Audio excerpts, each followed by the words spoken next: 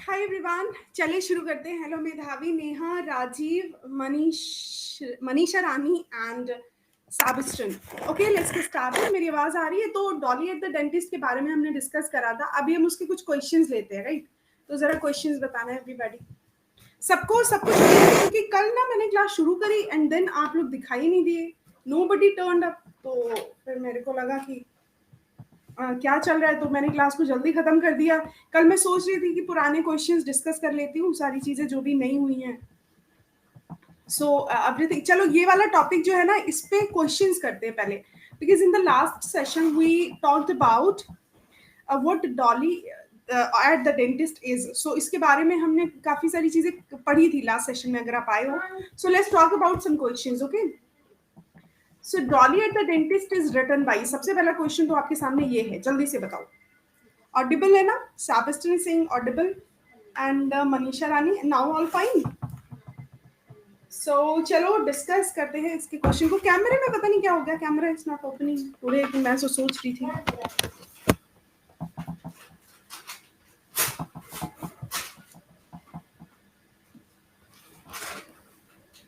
हाँ बताओ भाई।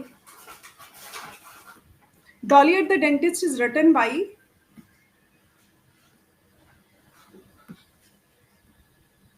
ओके देखो, Rudyard Kipling, George Bernard Shaw, J S. Haldane, Siddharth Chaudhary. The right answer is G B. Shaw. G B. Shaw. Next question देखना, which one is not written by G B. Shaw? इसमें कौन सी ऐसी है जो जी.बी. शॉ ने नहीं लिखी है? जिसने भी लिखी है उसका नाम आपको बताना पड़ेगा। कैंडिडा है, मैन एंड सुपरमैन है, मेजर बाबरा एंड पिग्मालियन है, द लीडर ऑफ मैन है। 4 ऑप्शंस है यहाँ पे, तो कौन सी जी.बी. शॉ ने नहीं लिखी है वो बताना है। क्या बात है, बड़ी जल्दी आंसर दे दिया। अच्छा चलो, अब दूसरा क्वेश्चन ये है कि ये तो लिखी है मेजर बाबरा, ये सारी लिखी है, but the leader of man किसने लिखी है ये बताओ। राजीव, संजीता, मनीषा रानी, श्वेता, ये तो सब तुम सही बता रहे हो। ये बताओ लीडर ऑफ मैन लिखी किसने है? अरे, नॉर्थ दिल्ली में। क्या बात है श्वेता, सिद्धार्थ चौधरी ने लिखी है the leader of man. Okay, ये किस पर बेस्ड है? रूप सिंह पर। रूप सिंह इस कहानी का हीरो है। अरे यार, ये कौन शोर मचा रहा है? What is true about GB Shaw? GB Shaw के बारे में कौन सा स्टेटमेंट सही है, ये आपको बताना है। पहला स्टेटमेंट कह रहा है कि GB Shaw exhibits in his place a unique blend of acute Commons on society. मतलब जीबी शॉ जो है वो एक कॉमन सोसाइटी पर जो कॉमन्स होते हैं उनका एक यूनिक ब्लेंड लेकर के आते हैं अपने प्लेस में। जीबी शॉ की बात करें तो he is regarded as the greatest British dramatist after Shakespeare. GB Shaw की बात अगर आप करें, अपनी लिटरेचर अगर पढ़ा है तो ऑब्वियसली क्या है वो, शेक्सपियर के बाद भी जाने जाते हैं greatest British dramatist. All his plays are intelligent debates and one of to face the unpalatable truths beautifully dressed. उनके जो डिबेट्स हैं उनमें से कुछ तो हैं तो बहुत ही क्लियरली सोसाइटी में जो चल रहा है उस पर डिबेट्स हैं। सो कुल मिला के यहाँ पर 4th ऑप्शन आपका करेक्ट है and everybody answer correct. Sanchita, Iram, Rajeev, Sebastian. 4th उसका भी था क्या? इसका ये तो सही है, ठीक है, all are true. The story Dolly at the dentist starts, इसमें तुम लोग को दिमाग लगाना पड़ सकता है, बट इतने टफ ऑप्शंस नहीं हैं। लास्ट क्लास में मैंने आपको डिपेक्ट किया था एंड जहाँ तक मुझे याद है कि मैंने ग्रुप पर इसको शेयर भी करा था। मैंने कहा था एक बार पढ़ लेना। देखो क्वेश्चंस आएंगे तो इसी में से आएंगे, ठीक है? तो यहाँ पे जो भी चीजें यहाँ पे जो हो सकती हैं वो पॉसिबली आप उनको देख लो। शाबिस्टन, होशियार हो हैं। Yes, see Dolly at the dentist on a fine August morning, on a fine August morning in 1986। एक अगस्त की एक सुबह, अगस्त की सुबह अगर इंडिया में होगी तो कैसी होगी? गर्मी से भरी होगी या हल्का हल्का मौसम ठीक हो रहा होगा? गर्मी होगी। On a fine August morning in 1896, ठीक है, ऑप्शन ए करेक्ट है इसका। इसमें थोड़ा कंफ्यूज हो गया बट अभी तक तो तुम लोगों ने सही बताया। सो द डेंटिस्ट, जो कि एक हैंडसम यंग मैन था 30 इयर्स का, उसने क्या कहा? It was his. जब उसके क्लिनिक में डॉली आई, सो डॉली पहली बात तो एक सुंदर सी 18 साल की स्त्री थी, लड़की थी। सो आई बड़ी बहुत ही ज़्यादा बोलने वाली, और वो सारी चीज़ें बहुत ज़्यादा डिस्कशन कर रही थी और उसको मतलब अपीज़ करने की, उसको मतलब फैंटेसाइज़ करने की, और उसको क्या कहते हैं, एक तरीके से क्या कहते हैं, लुभाने की कोशिश कर रही थी, पर्सुएड करने की कोशिश कर रही थी हैंडसम यंग मैन को। सो ये क्या था, इसमें चारों ऑप्शंस में अगर आप देखे जाए तो वो उसका कौन सा टूथ ऑपरेशन था जो वो डॉली के ऊपर अप्लाई करना चाह रहा था। The dentist, a handsome young man of about 30 says it was his. उसने उसे बताया कि ये उसका पहला ऑपरेशन है। सो जब उसने ये बताया कि उसका पहला ऑपरेशन है और वो ज्यादा बोलने वाली लड़की के ऊपर क्या प्रभाव पड़ा, when was the reaction, what was the reaction of the young lady, उस young lady का क्या रिएक्शन था when she got to know, जब उसे पता चला she was the first patient of the dentist, उस डेंटिस्ट की वो पहली पेशेंट थी, तो उसे क्या लगा। अब यहाँ पे आपको चार ऑप्शंस दिए गए हैं कि क्या कौन सा ऑप्शन आपका सही होगा। उस वाले में तो आपने सही बता दिया था, इस वाले में आपने क्या बताया था, यस फर्स्ट टूथ ऑपरेशन। तो पहला टूथ ऑपरेशन था। आप कहीं भी किसी डॉक्टर के पास जाओ किडनी निकलवाने और कहीं पहली बार वो किडनी निकाल रहे तो क्या सिचुएशन होगी आपकी है। ओके एवरीबडी, जा कौन रहा है भाई क्लास छोड़ के।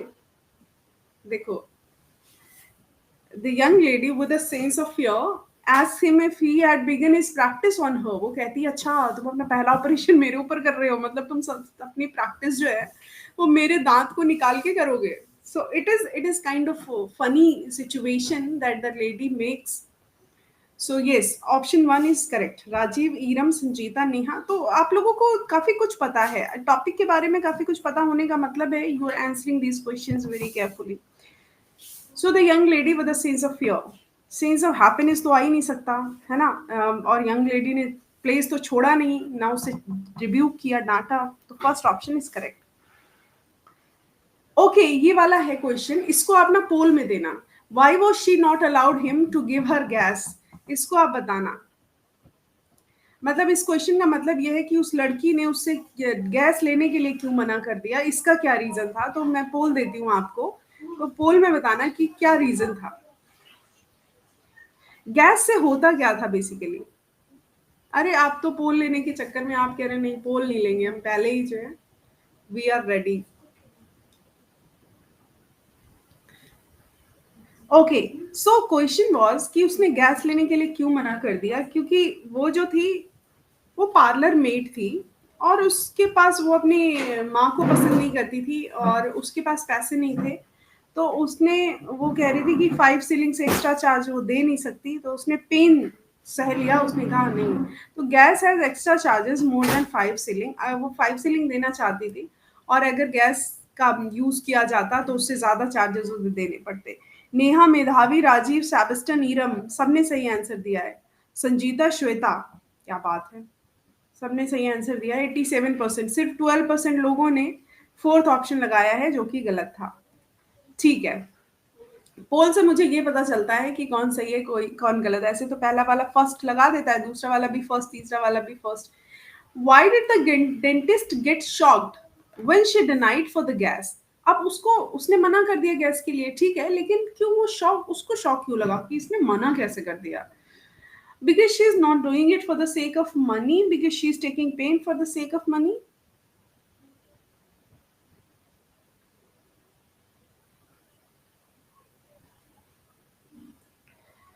yes, अब इसमें क्या है कि वो सही है, वो नहीं, वो she was not taking it for the sake of money, doing नहीं, taking it for the sake of money और because she is taking pain for the, ये दोनों ही ऑप्शन करेक्ट है।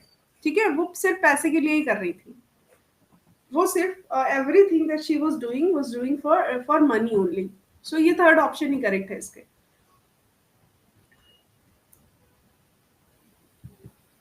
अच्छा, हु सेड, ये सिंपल क्वेश्चन है, to hurt someone, लेकिन ये सिंपल है बट फिर भी इसको आप तभी बता पाएंगे अगर आपने पढ़ा हो। To hurt someone was the dentist profession, किसी को हर्ट करना, हाँ निशा, किसी को हर्ट करना ये डेंटिस्ट का प्रोफेशन होता है। ये कौन कहता है, डॉली कहती है या उसका ब्रदर कहता है या डेंटिस्ट कहता है या सारे कहते हैं। सो ये डॉली कहती है और कोई नहीं कहता, डॉली कहती है to hurt someone was the dentist profession. ठीक है, तो यहाँ पर राइट ऑप्शन हो जाएगा, सॉरी राइट ऑप्शन हो जाएगा डॉली। डॉली जो थी वो कहती थी to her someone with a dentist. She asked so many questions to him, those were related to, किससे related थे? जो उसने questions पूछे वो किससे related थे? उसके furniture से, उसके family members से, उसके marital status से, या फिर सबसे? अगर आपको टॉपिक के बारे में पता है तो हाँ, जो क्वेश्चंस थे वो किससे रिलेटेड थे? All the questions were related to furniture, family members, marital status. अच्छा, इसमें ये दिखाया गया है कि वो ऑल आंसर जो है वो करेक्ट है। इसमें डॉली एट द डेंटिस्ट में ये बताया गया है कि जो डॉली होती है बेसिकली वो बहुत ही ज्यादा कहते हैं कैसे, मतलब फिटफुल पर्सन होती है। फिटफुल का मतलब होता है चंचल। तो वो फिटफुल होती है और वो बहुत सारी बातें करती है, बट वो इसमें इंटरेस्टेड नहीं होता ज्यादा। और फिर अपने भाई को बुला लेती है, उसको भी काफ़ी सारी चीज़ें बताती है। बहुत-बहुत मतलब प्लॉट जो है वो इंटरेस्टिंग है एक तरीके से। इन अ शॉर्ट व्हाइल, कुछ ही देर में क्या होता है, which while all the three में कौन आता है? ऑल द थ्री में आता है विलियम, उसका भाई, विलियम मतलब डॉक्टर, और उसका भाई और डॉली। ठीक है, स्टार्ट अ लॉन्ग डिबेट। वो लॉन्ग डिबेट स्टार्ट करते हैं। जो टॉपिक क्या होता है? कल्चर, सिविलाइजेशन, एटीट्यूड्स, या about the good and bad effects of the 20th century, या फिर brother and sister talk about their mother, her writing and attitude towards life, या फिर ऑल? संजीता, श्वेता, सेबेस्टियन, नेहा। अच्छा, ऐसा कर लिया करो कि आपको टॉपिक में समझा दिया करो। जैसे आज आप आंसर कर रहे हो, फिर मतलब जो आज कर रही हूँ ना, ये तरीका मुझे लगता है ज़्यादा सही है। आज मैंने आपको टॉपिक एक दिन पहले पढ़ा दिया, आज आपको क्वेश्चंस करा दिए, तो आप भूले नहीं, या आपने पढ़ लिया होगा तो सारी चीज़ें आपको पता है। मतलब we are talking about the topic, ये आपको चीज़ें पता है। तो ऐसे ही मतलब ग्रुप मैंने बनाया इसलिए कि आप उसमें जाओ, मैं उसमें आपको डिटेल शेयर कर दूँ, देन क्वेश्चंस करा दूँ ज़्यादा से ज़्यादा, क्योंकि बहुत बड़ा है ना आपका सिलेबस। तो ज़्यादा से ज़्यादा क्वेश्चंस कर पाएँगे तो जैसे ज़्यादा मतलब चीज़ें हो जाएँगी, और क्वेश्चंस ही करने हैं, आप क्वेश्चंस कर लेंगे, पढ़ लेंगे खुद से, मैं थोड़ा-सा आपको वो करा दूँगी, तो हो जाएँगे। हाँ, तो वो जो डिबेट चल रही थी, कोई सोच भी नहीं सकता कि डॉली एट द डेंटिस्ट में डिबेट चल रही होगी कल्चर, सिविलाइजेशन, एटीट्यूड्स पर। कोई सोच भी नहीं सकता कि गुड एंड बैड इफेक्ट्स की बात करेंगे 20th सेंचुरी की, और ये ब्रदर सिस्टर वो अपनी माँ के बारे में बात करते हैं, ये तो नॉर्मल है ना? हर राइटिंग एंड एटीट्यूड से बात रही, ये ऑल ऑप्शन इज करेक्ट, मतलब all options are correct. Dolly and his brother ask Valentine for lunch with them. What does he reply? जब वैलेंटाइन से पूछा कि वो लंच पर जाएगा, तो वो एग्री कर गया। श्वेता, जल्दी पहुंचते हैं ड्रामा पर।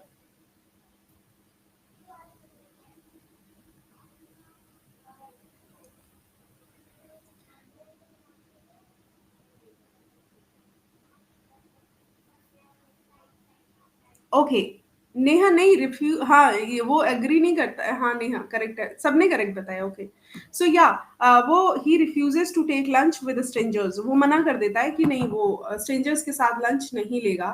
ही refuses to take lunch with strangers, second option जो है दैट इज करेक्ट। ओके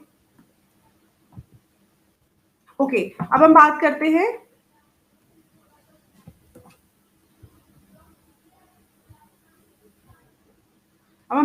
हैं, उसकी क्या कहते हैं, द थ्री वूज की।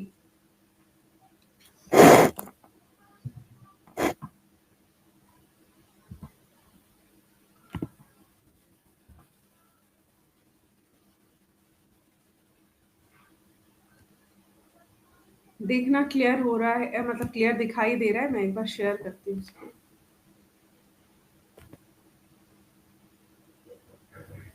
ये मुल्कराज आनंद का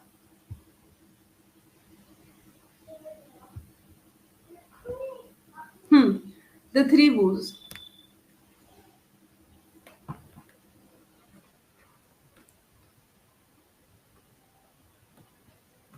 सो इसकी बात करते हैं, फिर इसके क्वेश्चन जो हैं वो हम करा देंगे।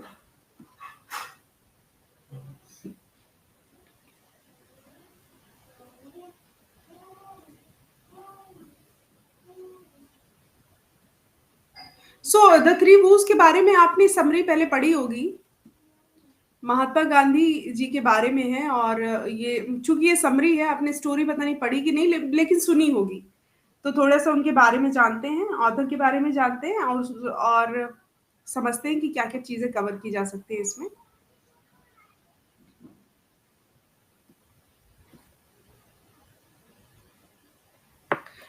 द थ्री वूज जो है ये लिखी है मुल्कराज आनंद ने, ठीक है। अब मुल्कराज आनंद के बारे में बात करें तो इनका टाइम पीरियड 1906 से 2004 था। Internationally known novelist and an art critic, इन्होंने अपना करियर शुरू किया राइटर ऑफ फिक्शन से, और साबरमती आश्रम महात्मा गांधी जहाँ रहते थे where he drafted his first novel The Untouchable, जहाँ पर उन्होंने अपनी पहली नॉवल द अनटचेबल लिखी।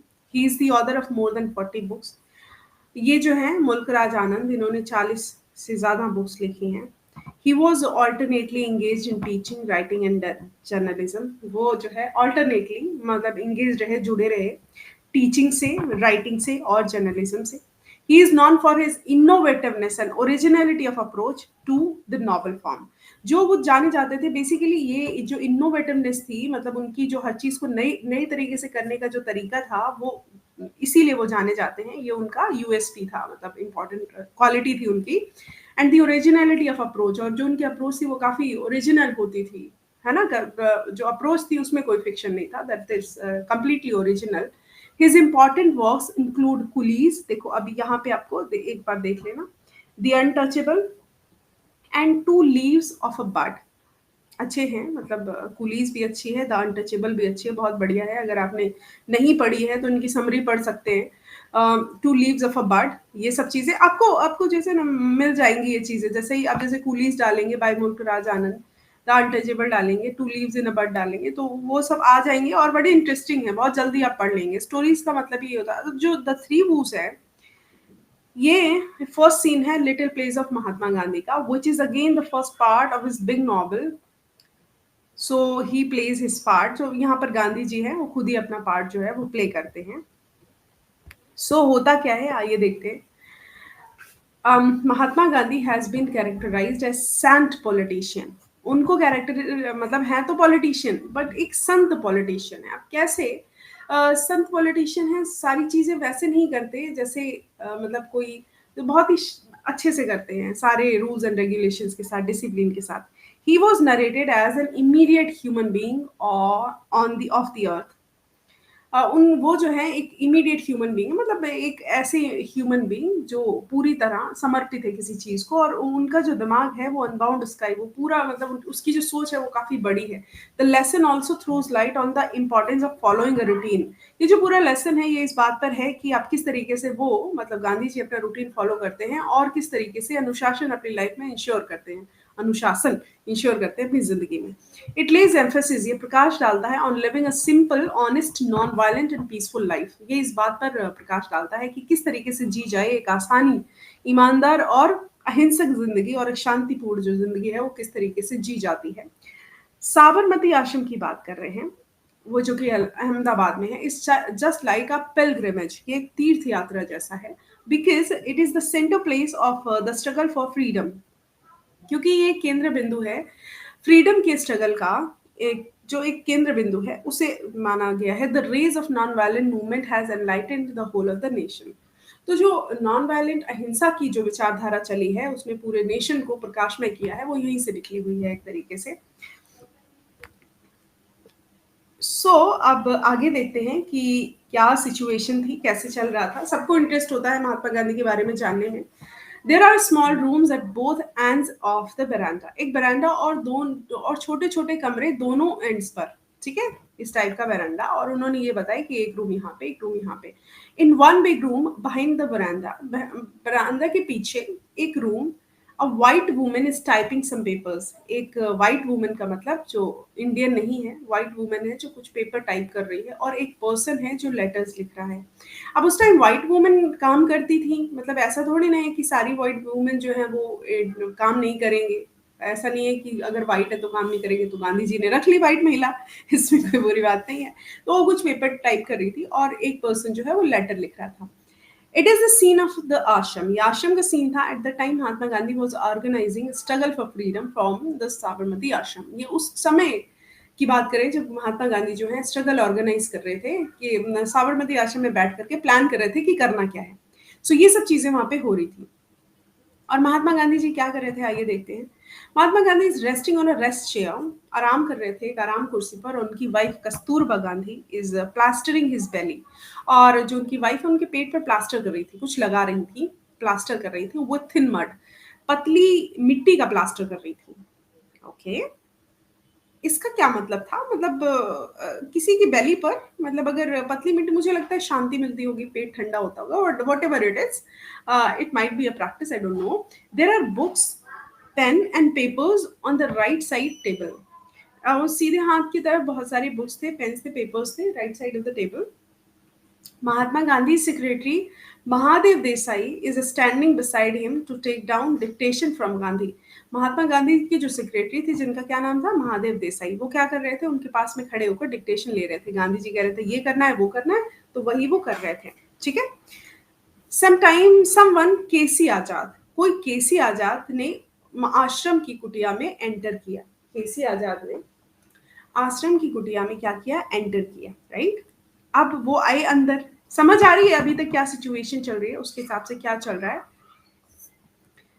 अभी जो आए, मतलब अभी वो दिखा रहे हैं कि क्या सीन था, इस टाइप से वो आपके दिमाग में आ ही गया होगा। अभी केसी आजाद ने एंटर किया। अब वो अपना नाम जो बताते हैं, वो कहते हैं he discloses his name as Krishna Chandra Azad. वो कहते हैं उनका नाम कृष्ण चंद्र आजाद है, and narrates the significance of his name, और अपने नाम की महत्ता को उनके सामने व्याख्यान करते हैं। Krishna for lord Krishna, Chandra for moon, and Azad as he wants to be free and work for India's freedom. Gandhi ji को इंप्रेस करने की 100% कोशिश। Gandhi ji tells is the message of Gita. Gandhi ji उन्हें गीता का ज्ञान देते हैं to contract the senses of human beings के सेंसेस से कैसे कॉन्टरैक्ट करें। ही फर्दर एडवाइजेस हिम, वो आगे एडवाइस करते हैं टू लीव इंग्लिश ड्रेस, अंग्रेज की जो वेशभूषा है उसे छोड़ो। अच्छा, वो ऐसा क्यों कहते हैं? इसका रीजन है, वो इसलिए ड्रेस का अपोज किस लिए करते हैं, एंड टू वेयर कुर्ता पायजामा। इसके पीछे रीजन है, आप लोग अभी जानेंगे कि क्या रीजन होगा कि वो इंग्लिश ड्रेस को क्यों करते हैं मना। क्योंकि उनके लिए इंग्लिश ड्रेस का मना करना इसीलिए रैशनल नहीं होता है, क्योंकि वो खुद एक ऐसे पर्सन रहे हैं जो फॉरेन में उन्होंने ज्यादा से ज्यादा टाइम इंडिया के बाहर गुजारा है, अब वहां पढ़े जाके हैं, वहां पे काम किया है, तो फिर क्यों, ऐसा क्यों? उसका ये रीजन आगे।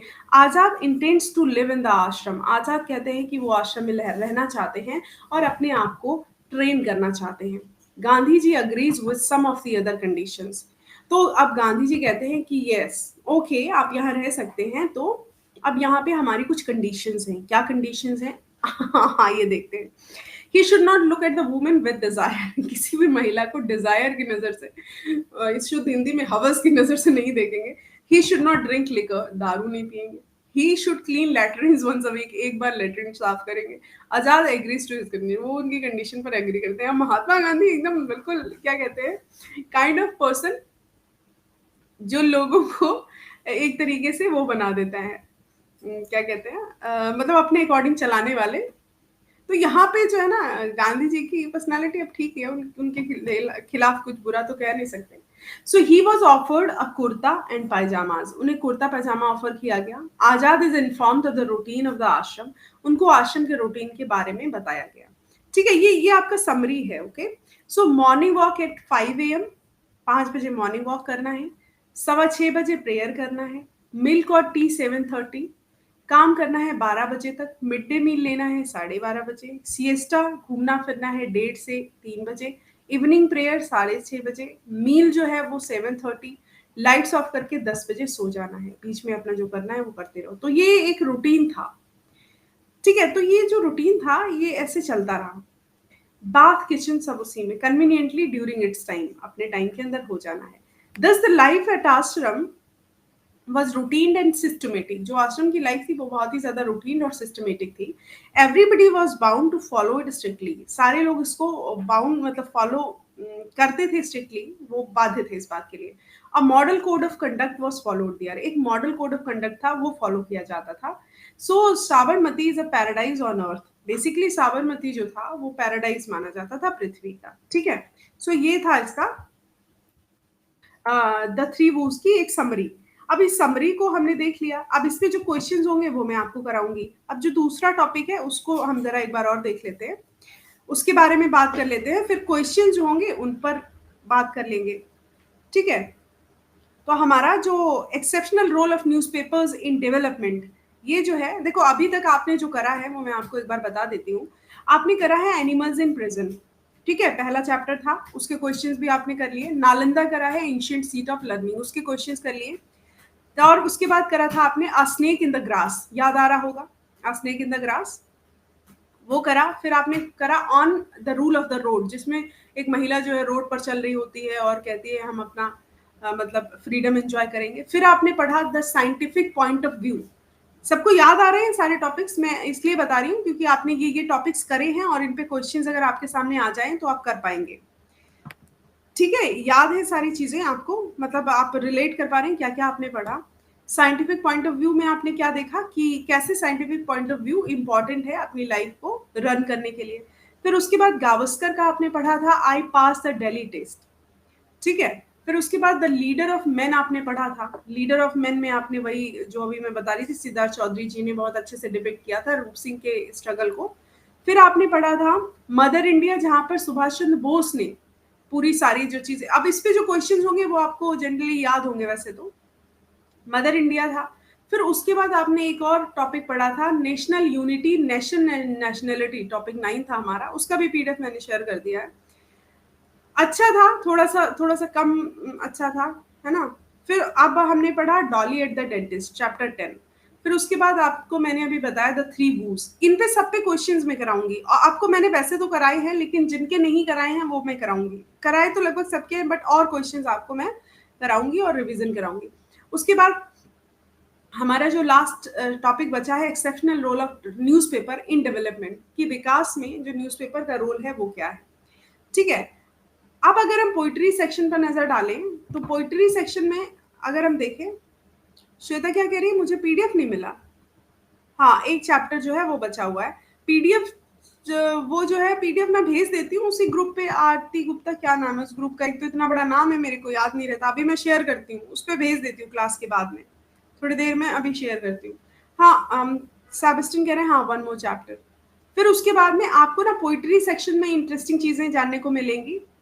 और उसके बाद आएगी आपकी जो बुक सॉल्यूशन, जो रीड थिंक एंड एंजॉय है ना, रीड थिंक एंड एंजॉय में 3 days टू सी आएगा, stone masons my father and me आएगा, अनएम्प्लॉयड होप आएगा, लंकापुरी आएगा, लेटर टू मार्था आएगा, ऑफ रिमेम्बरिंग गॉड, बहुत इंटरेस्टिंग है ये, लेटर टू कॉक आएगा, I am the daughter of the lord of Dravid आएगा, स्प्रिंग आएगा। फिर उसके बाद आपका ज्यादा नहीं है, बहुत ज्यादा नहीं, आपको परेशान होने की, आपका जो है ना, जो लिटरेचर वो है हिस्ट्री ऑफ लिटरेचर, उसको शुरू करूंगी एक बार मैं, थोड़े और टॉपिक्स कंप्लीट करा दूं उसके बाद। फिर ये टॉपिक्स जब आप भूलेंगे तो फिर इनके क्वेश्चंस को दोबारा से फिर से रिवाइज करा दूंगी। हाँ, तो पोइट्री, उसके बाद आपका आएगा जो रेनबो पार्ट 1 है ना इंग्लिश बुक, उसमें how English began, English down the ages, global English, future of English, story of English poetry, ये सब आएगा। और बाकी जो चीजें रहेंगी उसमें मतलब इतना वो नहीं है, आपको मैं आधी चीजें करा दूं उसके बाद लिटरेचर पे आऊंगी, मतलब हिस्ट्री ऑफ इंग्लिश लिटरेचर पे आऊंगी। एक बार हो गए फिर से जितने चैप्टर, एक मैराथन एमसीक्यू करा देते। हाँ, उसमें फिर मैराथन ही होगा, इरम कह रहे हैं टाइम कम है, उसमें फिर मैराथन ही होगा। वो मैं बीच बीच में करा दूंगी उसको। आप एक काम करना, उसको अगर यहाँ नहीं करा पाएंगे तो यूट्यूब पर सारा जितने भी चैप्टर्स हो गए उनका मैराथन करा दूंगी। ठीक है, तो अभी हम बात कर लेते हैं जरा जो हमारा लास्ट चैप्टर है। या बताओ जो अभी तक किया है उनके क्वेश्चंस करोगे? कल मैं एक्चुअली वो लेकर के आई थी, जो अभी तक आपने करा है उनके सारे क्वेश्चंस करा दूं। इसके क्वेश्चंस कल करा देंगे, जो जितना भी आपने करा है उस पे देखते हैं कितना याद है आपको।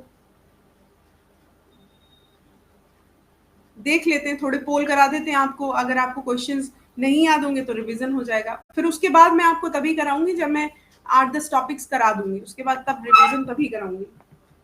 ठीक है, एक मिनट में लिंक जरा इनको दे देती हूँ टेलीग्राम वाला, आप लोगों को, आप लोग उस पर आ जाओ। देखते हैं कितना स्कोर करते हो पुराने क्वेश्चंस में। वैसे आप लोग तो एक बार स्टोरी पढ़ने के बाद में अच्छा ही कर रहे हो, एक बार मतलब जो मैंने करा दिया उसके बाद यू आर डूइंग गुड।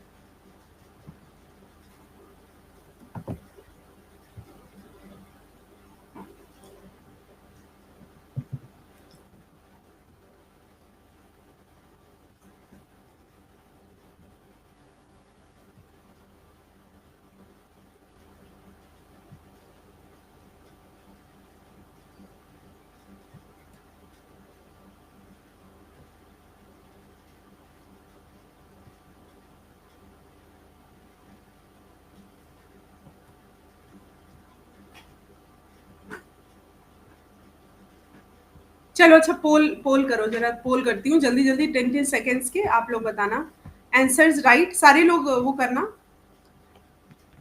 और ये इसमें आप लोग देखना, आपको मैंने टॉपिक सारे पढ़ा दिए हैं, कौन कौन सा क्वेश्चन जो है। Just give me a while, मैं अभी इसको पोल में कराती हूँ।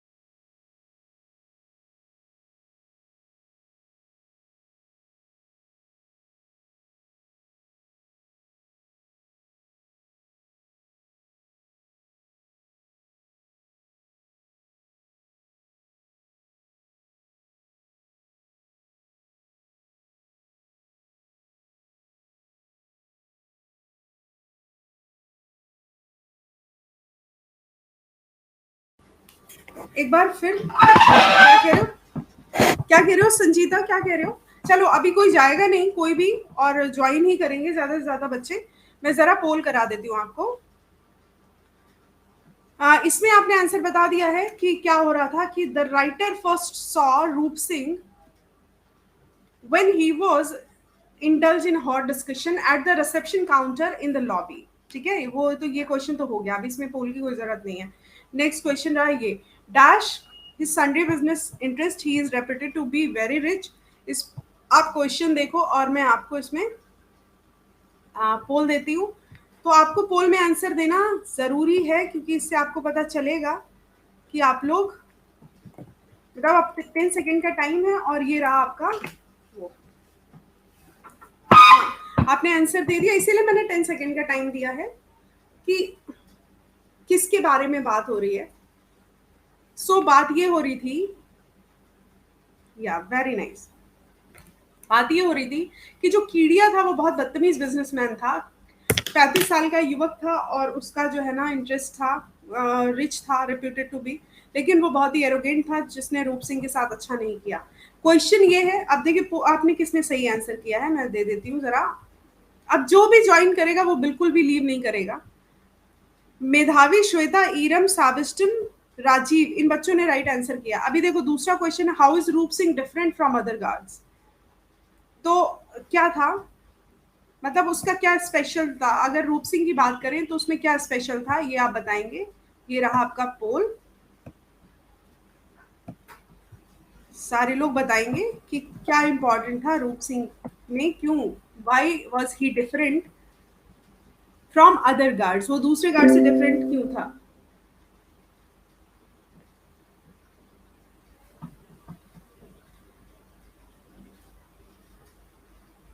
बता दिया, चलो।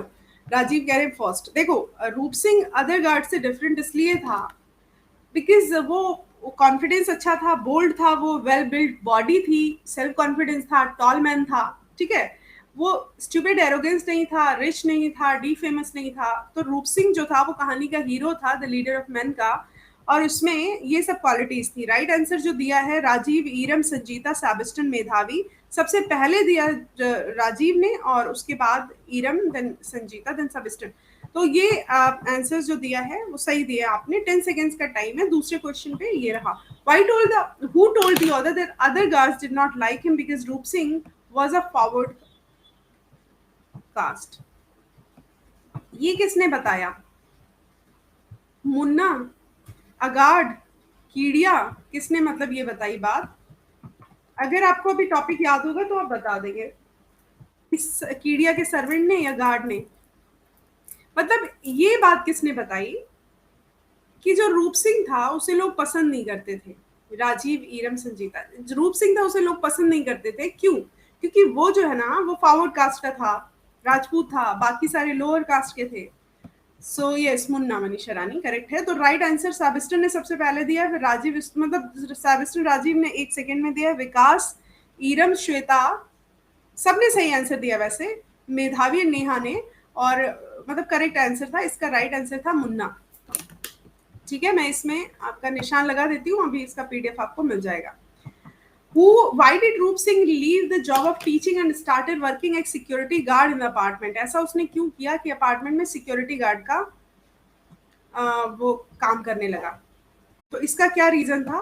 ऑप्शंस जो है आपके पास ये है, 10 सेकेंड का आपका पोल है, और आप इसमें राइट ऑप्शन जो है वो दे सकते हैं। ठीक है, मनीषा रानी, श्वेता, सारे लोग, भूलना कोई नहीं है। मैंने कहा कि पुरानी चीजें रिवाइज हो जाएंगी एक बार, बैकग्राउंड मैं बता दूंगी, तो फिर दोबारा से जब क्वेश्चन आएंगे तो गलत नहीं होंगे। 10 सेकेंड का टाइम था, आपने कर लिया पोल में? देखो, Roop Singh leave the job of teaching and started working as security guard in this apartment. उसका रीजन ये था, तो देखो पहला रीजन तो गलत है। ऐसा नहीं है कि वो टीचर बनना नहीं चाहता था, वो टीचर बनना चाहता था, इसीलिए एक्चुअली उसे सैलरी नहीं मिली 6 महीने से, तो वो गरीब हो गया, उसके पास मजबूरी थी, उसे पैसे कमाना, तो सिक्योरिटी गार्ड बन गया, है ना। इनकम तो अच्छी थी नहीं। तो यहाँ पर सेकंड ऑप्शन जो है करेक्ट है। ऐसा जरूरी नहीं है कि हमेशा तुम लोग ऑल आर करेक्ट लगा दोगे और वो सही होगा, है। तुम लोग सोच रहे हो कि ऑल आर करेक्ट लगा देंगे तो सही हो जाएगा। साबिस्टन ने तो कुछ ज्यादा ही जल्दी, विकास, देवगन, दीवानगन अच्छे आंसर कर रहे हैं, नेहा ने, मेधावी ने, श्वेता ने, और आधे लोगों ने तो डी लगा के गलत कर दिया है। आधे लोग सोच रहे हैं नहीं, वो देखो रूप सिंह जो था वो उसने पढ़ाना शुरू किया, वो पढ़ा लिखा था, इंटर पास था, 12th पास था, वो पढ़ा लिखा था, उसने पढ़ाना भी शुरू करा, लेकिन उसे सैलरी नहीं मिली, उसके पास पैसे कमाने के लिए मजबूरी थी, अब उसके पास कोई काम था नहीं, है ना, और वो खेती में कमा नहीं पाता था, income from the farm was good नहीं थी, ये नहीं था पॉइंट, गलत है ये। तो इसीलिए उसने क्या किया, उसको पैसे की बहुत प्रॉब्लम थी, तो इसीलिए उसने होम मतलब सिक्योरिटी गार्ड का काम पकड़ा। अच्छा, तो इसने जो अब दूसरा जो क्वेश्चन है उसमें क्या लिखा हुआ है कि उसने पैसे मांगे, किससे मांगे? उसके पास पैसे नहीं थे, उसने किससे पैसे मांगे? ऑप्शंस है आपके पास, राइटर्स फादर, राइटर्स सर्वेंट, कीड़िया या ऑथर। श्वेता कह रही है ए ऑप्शन है, आप लोगों का क्या ख्याल है?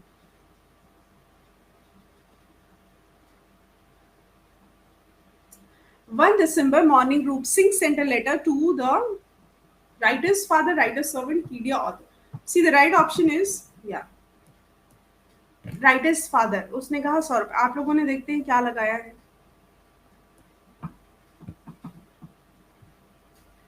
सबने सही लगाया है, एक ने गलत करा है बस। नेहा, मेधावी, राजीव, विकास, श्वेता, साबिस्टन, सबने सही लगाया है। राइटर के पिता से उसने मांगे थे, हालांकि उसके पिता अवेलेबल नहीं थे राइटर के, तो राइटर ने खुद ही रुपए दे दिए थे। Why was the other very sympathetic? Other ऐसा क्या था कि वो इतना ज्यादा सिंपेथेटिक था उससे। ठीक है, अब इसमें जो है ना ऑप्शंस आपके कॉमन है, किसी पहले आपने जो क्वेश्चन किया होगा उससे, कि राइटर ऐसा क्या था उसमें जो राइटर इतना सिंपेथेटिक था। पहला ऑप्शन है वो टॉल मैन था, वेल बिल्ड बॉडी थी, सेल्फ कॉन्फिडेंस था, बोल्डनेस थी, रिच नफेरियस था, पोलाइट, ऐसा तो है नहीं। तो राइट ऑप्शन इसका वही हो जाएगा हमारा, कि वही जो हमारा लास्ट क्वेश्चन का था, कि वो सबसे अलग भी इसलिए था, इसीलिए राइटर को वो पसंद भी था, दोनों रीजन थे, वो अलग था, तो ए ऑप्शन आपका करेक्ट हो गया। ठीक है, सबने इसमें सही आंसर दे दिया होगा क्योंकि ये काफी सिंपल है।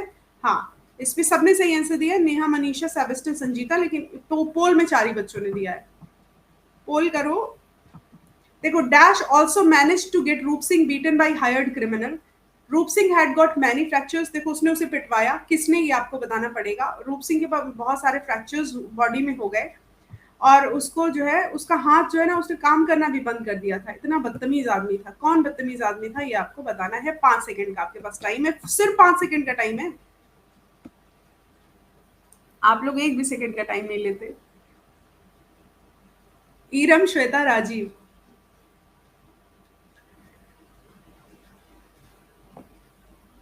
कीड़िया जो था ना, कीड़िया एक नंबर का कीड़ा आदमी था। ठीक है, इसी ने सारा तमाशा कराया, और इसी ने जो है, चलो नेक्स्ट क्वेश्चन है, Subhash resigned the civil services, क्यों? अब ये टॉपिक, अच्छा उसका मैंने अभी चेक नहीं किया, जरा देखती हूँ। ईरम, नेहा, साबिस्टन, राजीव, विकास, सबने 2 सेकंड में आंसर कर दिए थे। हाँ, सो अब सुभाष चंद्र बोस वाला जो है ना, मदर इंडिया, उस पे क्वेश्चंस कि Subhash resign from civil services, क्यों रिजाइन किया था? पहला ऑप्शन है he did so because he needed to do other work. दूसरा ही डिड सो बिकॉज, अब आप लोग जो है आप लोगों ने आंसर दिए, जरा पोल में दे दो, ठीक है? 5 सेकेंड में सारे लोग आंसर करेंगे, 5 सेकेंड का टाइम है। आप लोगों ने पहले आंसर बता दिया था ना, इसलिए। राजीव नहीं, राजीव कह रहे हैं 3 नहीं होगा, होगा ये he did it because he needed to do other work. नहीं, पहला ऑप्शन गलत है एकदम। सुभाष ने सिविल सर्विसेज से इसलिए नहीं, अब सिविल सर्विसेज में क्या पैसे और खाने को नहीं मिलेगा? सिविल सर्विसेज चूंकि उस टाइम ब्रिटिश कॉलोनियल भारत था, ब्रिटिश का भारत जो था वो ब्रिटिश का कॉलोनियल था, तो अगर उस टाइम सिविल सर्विसेज होगी भी तो वो किसको बेनिफिट करेगी? वो करेगी बेनिफिट उनको। सो उन्होंने गवर्नमेंट के अगेंस्ट होने के लिए सबसे अच्छा तरीका क्या निकाला? He was opinion the best way to end the government is to withdraw from it, उसे छोड़ करके। भारत मतलब सरकार कोई भारत सरकार तो है नहीं। हाँ, ये बताना जरा इस क्वेश्चन का आंसर क्या होगा? राइट आंसर 10 सेकेंड्स का टाइम है। 10 सेकेंड्स इसलिए दे रही हूँ क्योंकि काफी बच्चे हैं अभी क्लास में, आप लोगों में से आधे बच्चे कुछ नहीं कर रहे हैं, और थोड़े दिनों बाद ना आप लोगों को क्लास में पूरी तरह वो रहना पड़ेगा, aware. To whom was Subhas written this letter? To his friend, to his mother, to himself, to the government? So the right answer is to his mother. Okay. Neha, Vikas, Medhavi, Shweta, Manisha Rani, सैबिस्टन, Iram. हाँ, उन्होंने अपनी माँ को लेटर लिखा था, माँ के पास पहुंचाया नहीं, लेकिन लिखा माँ को ही था। नेक्स्ट क्वेश्चन है हमारा, why Subhash was not happy while writing the letter? वो खुश क्यों नहीं थे? क्या रीजन था? अपनी माँ को याद कर रहे थे या दुखी थे? क्या रीजन था, या कोई रीजन नहीं था? मतलब ये सब चीजें आपको पोल में बतानी है, आंसर करना है। ये रहा आपका पोल। आया जाया मत करो तुम लोग, और रेटिंग भी दिया करो क्लासेस को। रेटिंग देने से ना टीचर का कॉन्फिडेंस बढ़ता है कि हाँ बच्चा रेटिंग दे रहा है, अच्छे से कर रहा है, रेटिंग दे रहा है। खराब रेटिंग नहीं दी जाती है, कॉन्फिडेंस डाउन नहीं करते हैं।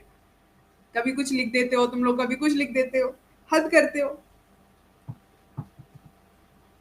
अब जो बच्चे कुछ नहीं जानते उनको भी चीजें पता चल गई होंगी, लेकिन फिर भी जो है ना, तुम लोगों को तो बस टीचर को पूरा। चलो हाँ, ईरम, विकास, नेहा, राजीव, मेधावी, और किसने दिया है?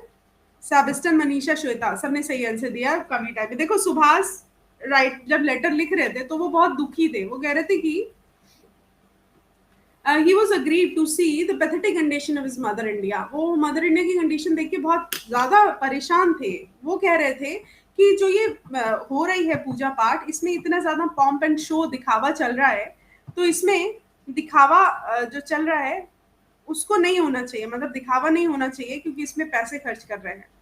हाँ, सो अब इसमें नेताजी, ये भी सरल क्वेश्चन है, ये इसमें भी 5 सेकेंड का टाइम आपको मिलना चाहिए, आपने पहले से ही दे दो। 5 सेकेंड का टाइम आपको मिलता है इसमें। और राइट आंसर कौन सा है?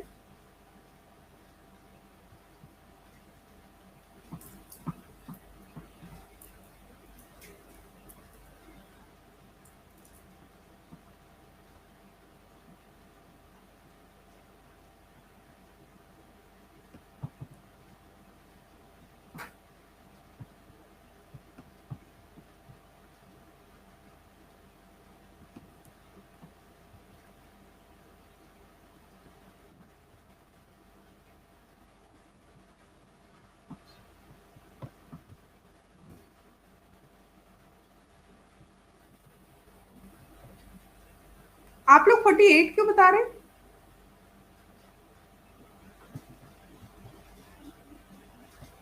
The perfect date is August 18, 1945।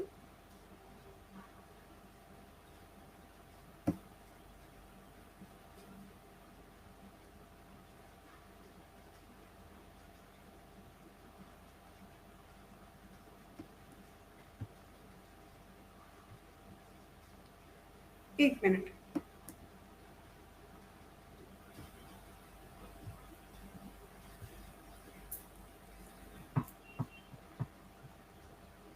आप लोगों ने 1949 क्यों बताया है? 1945 था ना? सेकेंड वर्ल्ड वॉर के टाइम पे। चलो,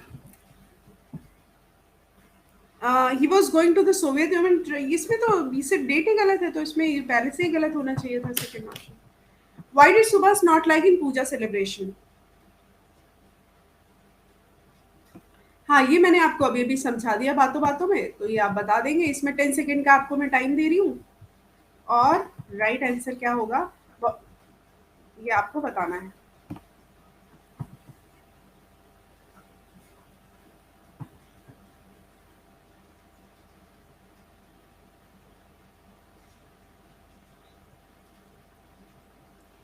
What did Subhash not like in puja celebration?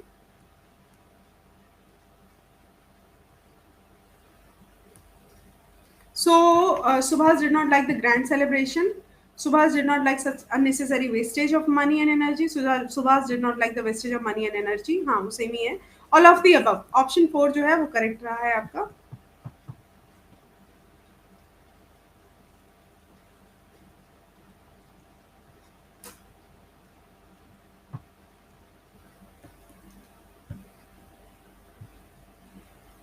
हाँ, सबने सही आंसर दिया था वैसे। मनीषा, नेहा, सेबेस्टियन, नीरम, विकास, और भी बच्चों ने शायद दिया है। श्वेता, मेधावी। ठीक है, नेक्स्ट क्वेश्चन पर आना जरा। बताओ, what was his religious point of view?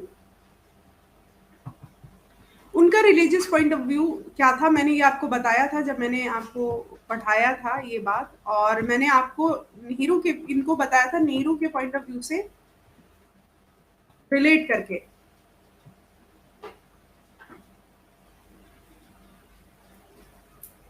मैंने नेहरू जी के पॉइंट ऑफ व्यू से रिलेट करके बताया था इनको कि इनका रिलीजियस पॉइंट ऑफ व्यू क्या था। सो ही वाज, देखो, पहला जो ऑप्शन है वो एकदम गलत है। वो अथीस्ट नहीं थे, और उन्होंने भगवान पे बहुत, वो टोटल रिलीजियस पर्सन थे, और उन्होंने अपना काफी टाइम मेडिटेशन में जो है लगाया, राइट। सो इसके लिए आपका जो आंसर था वो नेहा, विकास, ईरम, सेबेस्टियन, मेधावी, संजीता ने आंसर दिया है। और कुछ बच्चों ने पहला सही बताया, कुछ बच्चों ने डी भी सही बताया है। लेकिन ऐसा नहीं, उनका रिलीजियस पॉइंट ऑफ व्यू था, क्योंकि वो मेडिटेशन में बहुत ज़्यादा टाइम अपना लगाते थे, देते थे मेडिटेशन को, और वो बहुत ज़्यादा धार्मिक थे। हालांकि मैंने यहाँ पे आपको ये भी बताया था कि धर्म और क्या कहते हैं, मेडिटेशन, धर्म और ध्यान दो अलग अलग चीजें हैं। ही मेंशन्ड सैक्रेड रिवर्स। उन्होंने कौन सी पवित्र नदियों की बात की है? गंगा यमुना, गंगा गोदावरी, यमुना गोदावरी, गंगा एंड रामगंगा, किनकी बात करी है? अपना जो वो लेटर लिख रहे थे उसमें किसकी बात की है? तो आप बताएंगे कि राइट ऑप्शन क्या है। अगर आपको टॉपिक याद होगा थोड़ा बहुत, so will definitely know that कि राइट ऑप्शन क्या होगा। ठीक है,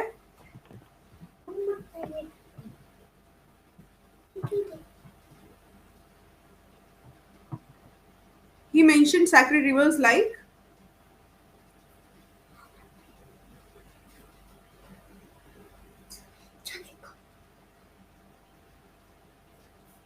yeah, so they talked, he talked about Ganga and Godavari. Ganga Yamuna नहीं, उन्होंने गंगा और गोदावरी की बात करी थी। सबको पता है, that's very nice. Iram, Neha, Sebastian, Vikas, Rajiv, Ganga and Godavari की बात की थी उन्होंने। What was the only way out to get rid of British rule and the beginning of a golden chapter? यहाँ पे मतलब ये अभी सेम चैप्टर का क्वेश्चन है। आपको लगता है कि कौन सा करेक्ट ऑप्शन होना चाहिए? 10 सेकेंड्स में आपको बताना है, एंड ये रहा आपका आंसर। मनीषा रानी ने 1 2 लिखा, अच्छा, मतलब गलती से लिख गया था।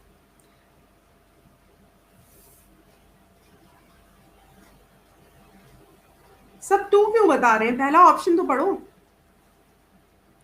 He expected sacrifices from the people of the country. He expected to show new vigor and strength.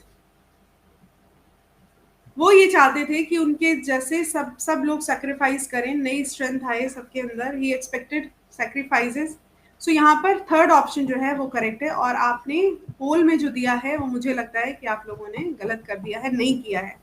So third option correct था। मेधावी, संजीता, नेहा, ईरम और सेबेस्टियन को छोड़ के ज्यादातर लोगों ने मतलब सेकेंड ऑप्शन को सही माना है, लेकिन थर्ड ऑप्शन जो है वो सही है आपका। ठीक है, दोनों ऑप्शन जो है वो सही है। ऐसा कौन सा रीजन था जो सुभाष चंद्र बोस ये कहते थे कि ये भगवान की मतलब कहते हैं कि पवित्र लैंड है, फेवरेट लैंड है? क्यों? ऐसा क्यों लगता था? मतलब इसका क्या रीजन है? आप पोल में आंसर करेंगे और आपका 10 सेकेंड में पोल खत्म हो जाएगा। Here we go with the पोल।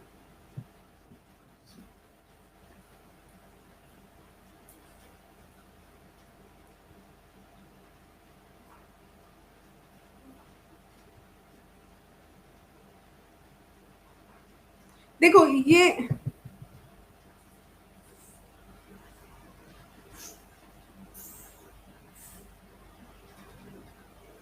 जो दूसरा ऑप्शन है इसमें थोड़ा गड़बड़ लिखा, टू गेट रीड ऑफ नहीं, टू गेट रीड ऑफ नहीं, to their son and to establish ideas.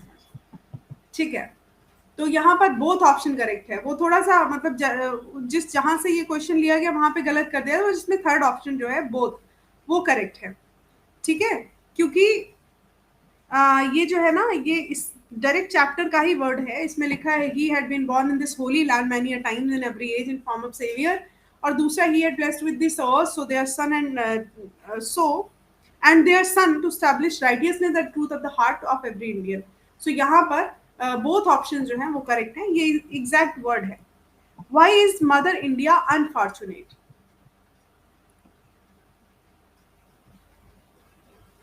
ये बताना, ध्यान से बताना, सिंपल है।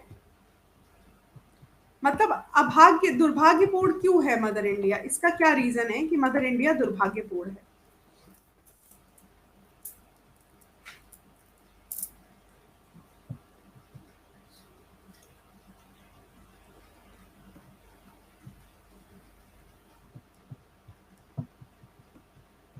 Why is mother India unfortunate?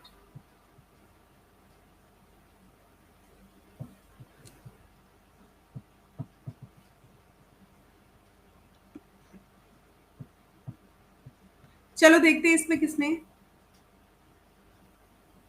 Unfortunate इसलिए है मदर इंडिया क्योंकि उसके पास कोई निस्वार्थ बेटा नहीं है। She does not have any selfless son. ठीक है, उसके पास कोई भी निस्वार्थ बेटा नहीं है।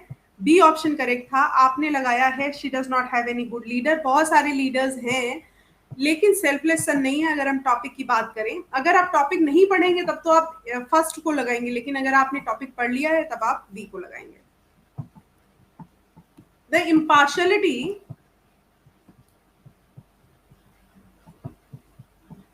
द इम्पार्शलिटी जो अन्याय है shown in scientific point of view is different from legal point of view. ये लीगल पॉइंट ऑफ व्यू से डिफरेंट क्यों है? Find out the correct answer. यहाँ पे करेक्ट आंसर आपको फाइंड आउट करना है। और ये चैप्टर हमारा बदल गया है, साइंटिफिक पॉइंट ऑफ व्यू पे पहुंच गए हैं। अब जो क्वेश्चंस आ रहे हैं वो साइंटिफिक पॉइंट ऑफ व्यू से आ रहे हैं, इसीलिए थोड़ा रुकें, सोचें और आंसर करें। ठीक है, चलो ये रहा आपका पोल।